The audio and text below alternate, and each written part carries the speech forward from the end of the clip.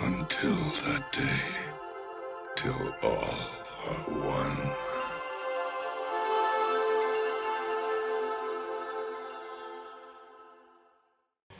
Hey everyone, Rascal here. And Mama, welcome to our channel, Paws On Animation. And in today's podcast, we're covering the first theatrical film in this franchise, The Transformers, yes, what's called the movie. This movie takes place before season 3 as it shows a major time skip after the end of season 2. Yeah. Now, while it goes bigger on the action, the story, and the soundtrack, the film itself is heavily controversial as being the best and the worst film in the Transformers. But you have to keep listening to find out which we think it is. Right. Before we start, be sure to like, subscribe, because we keep some future podcasts and World of Paws videos. Thank you so much for joining us today, subscribing, sharing our videos, commenting, and joining us on our journey to over 2,000 subscribers before the end of the year. We appreciate everything you do. Yes. So, thank you, Playmaker, for helping us find this movie. Yes, definitely is available on YouTube to watch for free. So you're able to go nonstop from season 1, season 2, and the movie. So for here, we heard things about the film, and it seems like Transformers up until Transformers 1 kind of weren't received well when they're in the theater, which is kind of funny. And with this one, I believe they were going for the aspect of having the kids grow up and deal with harsher parts of reality and story and war. You know, put that realism in there. Because the infamous thing about this movie is that the action is so leveled up that they get to a point where they actually kill off a bunch of Transformers in this movie. No spoilers because it's decades from 1986. Old. And with that, a few facts. It's based on the Transformers TV series. It was released in 1986, August 8th. It has a runtime of 85 minutes. It had a budget of between 5 and 6 million. It earned between 2.6 and 5.8 million in North America, meaning technically it was a success, right? Actually, or the technically bomb. a bomb. Yeah. Okay. It was about, because it barely made back the money it took to make it. Now, it was co-produced and directed by Nelson Shen, who also produced the TV series. The screenplay was written by Ron Friedman, who created Bonnet 6 a year later. Okay. And as we were watching it, the one thing we can say the best thing about it is that the animation actually not only stuck to the art style, but it actually was a lot more fluid than some parts of the series up to this point. It was very well animated. It was very detailed. It looked very high quality. True. They put a lot more money and effort into animating, even with the aforementioned deaths of the characters. They still did a very good job on making it look very fluid and having high amounts of action. And they also put a lot of money into the soundtrack itself. Yeah. Now, Stan Bush's song "The Touch" is prominently featured in the film, but it was originally written for Sylvester Stallone film Cobra, which also came out in 1986. Oh my gosh. And a remix is featured in the 2012 video game Transformers Fall of Cybertron. It's also featured in the 2018 film Bumblebee. So they've gotten a lot of use out of this music. Right. Now the soundtrack includes music by NRG, Stan Bush Gang, Kick Axe, AXE. Okay. Weird Al, yeah, we were kind of shocked. Not by that. kidding. And Lion, who performed the theme song. And I have a feeling that Weird Al being the robot is going to be someone's favorite part. And now that you brought that up, I have to say the weirdest thing for me, well, the two weirdest things for me, are one, it didn't focus on the main cast we know. We were very, very disappointed and hurt when we watched it, even though it was decades later that they killed off all the favorites. Gruesomely on top of it. But the second thing is all of the stars that took over being Autobots and Decepticons, and we were like, so basically you got rid of your TV cast who helped make the franchise a success to get rid of them and put in big time movie stars as the voice actors. And I'm being facetious because this was the 80s and that's what they were called. You do the 80s. But why would you do that? And at the time this came out, we read that lots of children were traumatized because of the murders of their favorite characters. Right. Which is what made it the worst film at the time it came out. Yes. And And now it's a whole different game now. But back then, you know, you weren't getting things like that. And in the show itself, we kept laughing at the fact that the characters, they get shot at with laser guns and things, and they get knocked around, thrown around, hit across, shot at, and just end up perfectly fine. And it was funny because like they were giant, nearly indestructible robots. There was really nothing to worry about unless it was something serious. And we kind of laughed at them getting hurt in the fight because nothing's going to happen. Right. Well, this time they made sure in this movie you weren't laughing at them getting hurt. They got blown up. They got shot at straight through the core. They got ripped apart. They got turned to stone and ash. They were thrown into space. They were like died on screen, phased out of existence. Optimus died right on screen. And of course, you know, I was not happy about that. That was the worst part for me. It was like, and what? It just kept getting worse. It's like, what? And worse. Now, what's kind of ironic is are these same kids that watch this movie now think it's one of the greatest things that ever happened because now they are adults and guess they live life. Yeah, I guess. They like violence and all of this stuff. Which is and really now bizarre to hear. Them, these same ones that said it was the worst film now think it's the best. So go figure. So I guess that the little tiny kid minds couldn't process mature subject matter in their eyes. Which they shouldn't have been expected to. It never should have happened. I guess it worked. The movie was made for adults because with the music, with the voice actors that were stars, I guess it worked. With the content and the subject matter and also the rating, I think it was rated mature.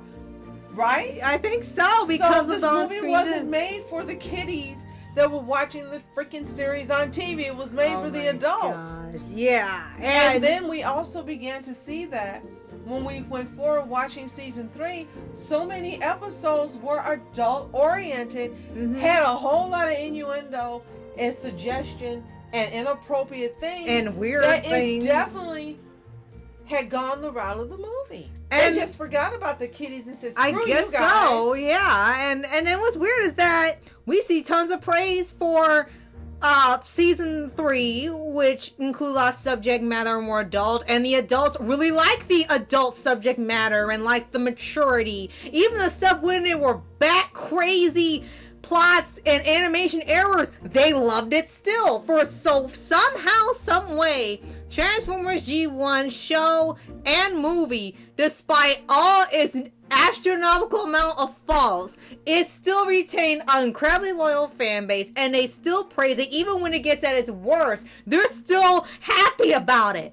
And I think it's so bizarre to see praise for a movie that traumatized you. Like, you're happy you were traumatized? I guess it said you grew up because you were exposed to death and gruesomeness of robots. So, oh, now I can handle it because I'm an adult. Okay, sure. So quickly, the initial reception was mostly negative. It was perceived as thin but darkly violent plot, appealing only to children. What? Based on blatant advertisements. The children! Unintelligible action and supposedly look-alike characters.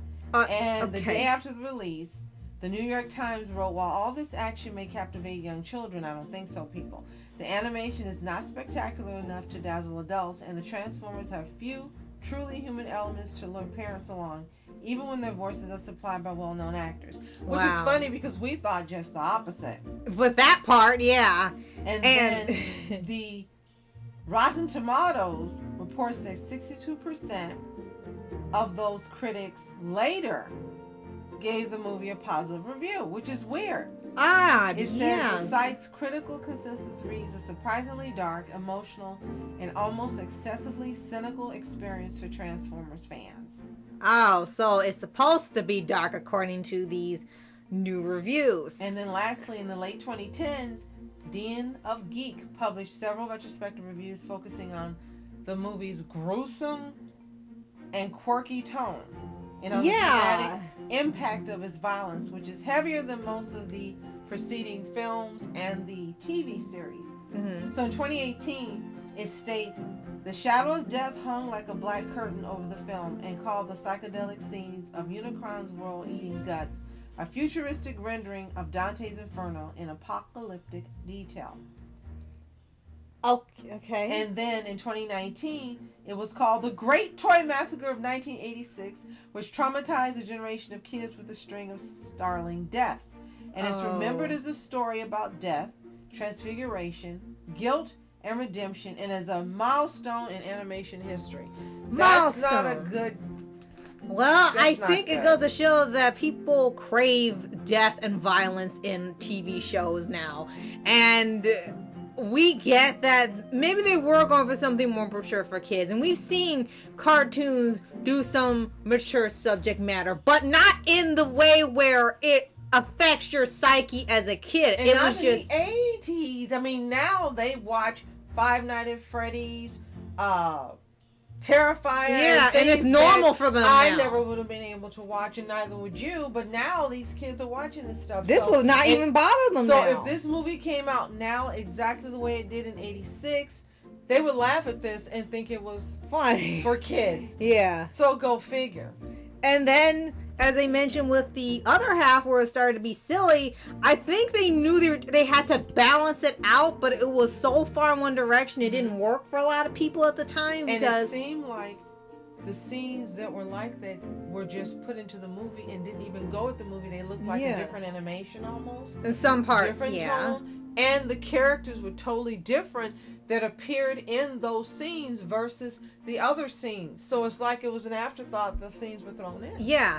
Especially when you get to one with the Weird Al robot, that's what I'm just going to call him because that's who he looks like and was voiced by. Mm-hmm. And the whole shtick of that he speaks in TV show lines and commercial jingles and everything. Yeah, it was funny to hear it done in that way. Now I know where other people copied it from.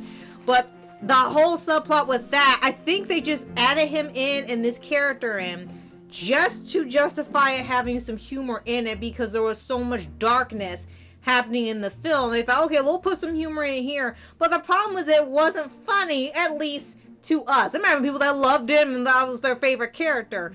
But it just didn't work with, you saw multiple characters die on screen and people blow up and die. Then you're going to have Weird Al come in and do a goofy voice, goofy song, and all these characters dancing around a junkyard. Like that stuff never happened. It's supposed to lighten you up. This was like the 1986 equivalent of Endgame? Of Avengers? No, yes. Yeah. No. Yeah, it is the name of Avengers Endgame. Is that the second? Infinity War, I'm sorry. I always say Endgame because, duh. But yes, Infinity War. It's the equivalent of that. And I'll give Marvel credit. They were smart enough not to put any stupid stuff like that in Endgame. It just didn't work. And lastly, as far as what you're saying, I agree. They killed off the Autobot that John Motormouth Machida voiced, the one that talked real fast, blah, blah, blah, blah, blah. Yeah. So I guess they replaced him with another one, yeah. So let's quickly go over the cast. We have Judd Nelson, of all people, as Hot Rod Rodimus Prime. Peter Cullen as Optimus Prime, who was totally disrespected. Yes. And in here he also voiced Ironhide. Yeah. We had Lionel Stander as Cup. Robert Stack, again of all people, as Ultra Magnus. Yeah, that's an interesting choice. Orson Welles, which I can't even wrap my head around. I know, I agree to the movie. As Unicron. Got paid well, I'm sure. Frank Walker as Megatron. Still. Wheelie. Soundwave. Frenzy. And Rumble. Oh, he took over for Majority, huh? Okay. Leonard Nimoy, which was a very big surprise, right, as Galvatron. Susan Blue is RC. Neil Ross is Springer. And I'm wondering, is it the Neil Ross who's the artist? Yes, I wonder too. Greg Berger as Grimlock. Christopher Collins, credited as Chris Latta, as Starscream. Mm-hmm. Dan Gelvazan as Bumblebee. Paul Eiding as Perceptor. Yeah. Buster Jones as Blaster. John Moshida Jr. as Blur, who got killed off. Eric Idle, another one I can't wrap my head around, as Rexgar. David Mendenhall as Daniel Witwicky. Corey Burton as Spike Witwicky. Yes, all grown up. As Devastator. Yes. And then Victor Carroll as the narrator. Now there's some others that did some background voices or minor roles, including Scatman Crothers, who's Jazz in the series. Yes. Regis Cordick, Stanley Jones, Jack Angel, Roger C. Carmel, Michael Bell, Clive Rivel, Hal Still a ton of and people. Don Messick. Still a ton of people. Oh my gosh. But some of them are in the series, but they're relegated to minor roles in the movie. That's a great way to totally disrespect them. Yeah, and let not them know even that they knowing. didn't count. Yeah, not even knowing until you started filming. Right. So that's it. That's it for us for the Transformers the movie. What do we think? Sorry, guys, we don't think it's the best. And I am not fond of it now and mature, and I'm an adult and I don't find it good and mature. And I think it's moving toward the end of the worst for us. But if you don't agree, let us know in the comments. If you have seen the Transformers, the movie, let us know in the comments as well. Do you love it? Did you hate it? Did you think it was meh? Did you have a problem with your favorites being killed off whenever you saw it? Tell us what you think. If you haven't seen it, well, if you're watching the series, go ahead and watch it because it's integral to watch it before you see season 3, unfortunately. Right. And if you haven't seen it, you really can't skip it because you won't know what's going on. Yeah, why characters are missing. So make your choice and decision there. And if you haven't already, subscribe for updates and movie reviews for anime series, anime shows, and all things animation. Absolutely. Thank you so much for joining us today. Subscribing, sharing our videos, commenting, and joining us on our Transformers journey. Yes. Because we're covering just about every series that has been aired. Yes. As always, you are special. Thank you so much for watching Mask Entertainment. And Mom Entertainment. Have a toontastic day. Peace.